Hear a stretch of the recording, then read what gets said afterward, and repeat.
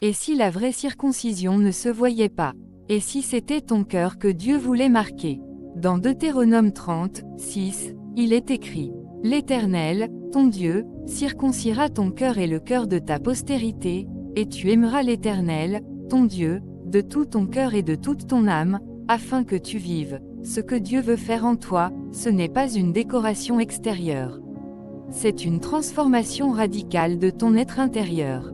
Cette circoncision ne s'opère pas sur la chair, mais sur le cœur. Elle est la marque essentielle de l'alliance de grâce. Dieu ne parle pas ici d'un acte religieux extérieur, mais d'une opération intérieure. Tu ne peux pas changer ton cœur par toi-même. Tu peux vouloir le bien, mais sans le Saint-Esprit, tu retourneras toujours à l'ancien toi. Laisse Dieu opérer cette circoncision spirituelle. Ce cœur nouveau, c'est le début d'une vraie vie. C'est là que tu commences à vivre selon l'Esprit. Ézéchiel 36, 26 le confirme. Je vous donnerai un cœur nouveau, et je mettrai en vous un esprit nouveau, j'ôterai de votre corps le cœur de pierre, et je vous donnerai un cœur de chair. L'amour de Dieu est le signe indélébile donné à la race élue. Par ce sceau secret, l'élection de grâce est confirmée aux croyants. Que notre confiance ne repose pas sur un rite extérieur, qu'elle soit scellée dans notre cœur par l'opération du Saint-Esprit. Or Dieu veut faire cela en toi, afin que tu vives. L'affection de la chair donne la mort. Par la victoire sur la chair nous trouvons la vie et la paix. Si nous marchons selon l'Esprit, nous vivrons.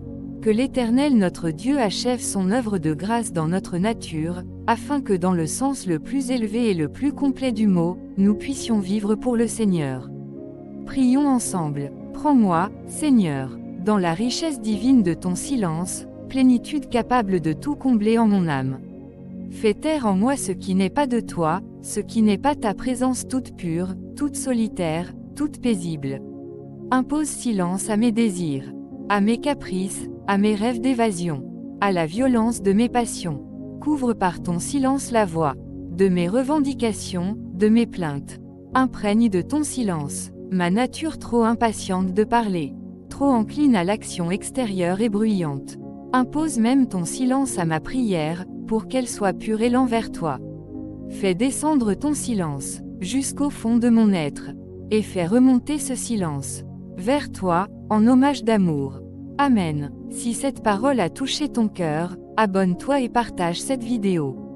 Que l'Éternel continue de transformer ton cœur, jusqu'à ce que Christ soit pleinement formé en toi.